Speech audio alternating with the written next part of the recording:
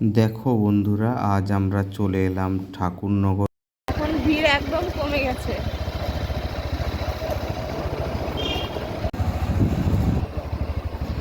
আজকে তোমাদের দেখাবো মেলার, ঠাকুরনগর মেলার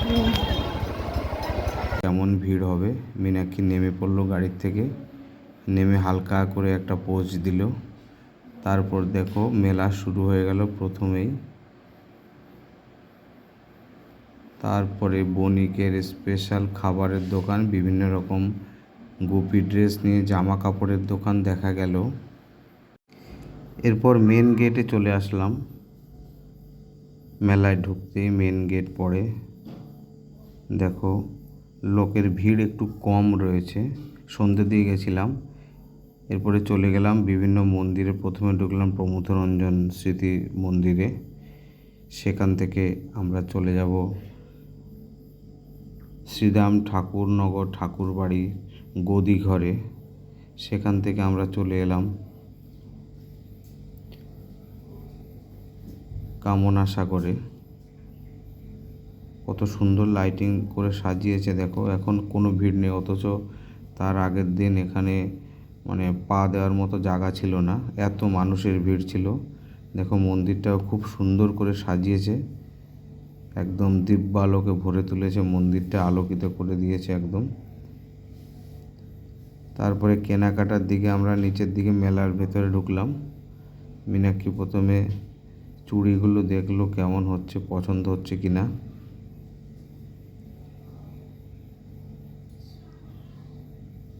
তারপরে মাথার ক্লিপও দেখলো বিভিন্ন কালারের, যেটা পছন্দ হয় নেবে। কত সুন্দর দেখো ফুলদানিগুলো দোকানে সাজিয়ে রেখেছে, দেখার মতো ছিল ফুলদানিগুলো। এরপরে আমরা চলে আসলাম বিভিন্ন বাটি নিতে, কাচের বাটি, থালা, গ্লাস সবই নিলাম। কিছু কিছু আসলে মেলায় এগুলো সংগ্রহ করতে খুবই ভালো লাগে সবার। তোমাদের কেমন লাগে জানাবে।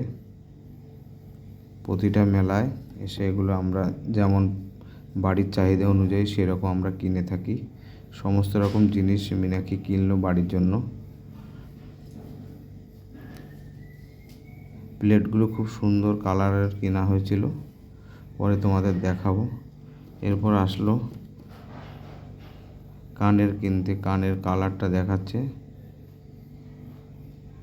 দোকানদার তো খুবই ব্যস্ত, এদিকে নজরে দিচ্ছে না, বারবার ডাকলেও শোনা যায়। এরপর চুড়ি দেখছে, চুড়িগুলো কেমন হলো। ট্রে নিল, ট্রের এই কালারটা দেখো বন্ধুরা কেমন হয়েছে। এরপরে মেলার মেন আকর্ষণ নাগরদোলা। নাগরদোলা না হলে মেলা তো জমেই না। কি সুন্দর দেখো, দারুণ পরিবেশ তৈরি হয়েছে, বাচ্চারা সব খেলাধুলায় মেতে উঠেছে। আমারও পুরনো স্মৃতিগুলো মনে পড়ে গেল। এরপরে চলে আসলাম বিশেষ আকর্ষণ ঠাকুরনগরের, এবার জলপরি কারা কারা দেখেছো জানাবে।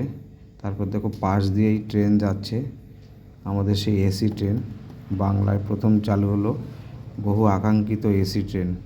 তারপরে দেখো আরেকটা নাগরদোলা দেখাচ্ছি, কত উপরে উঠে যাচ্ছে মানুষ, আমার দেখেই ভয় লাগছে।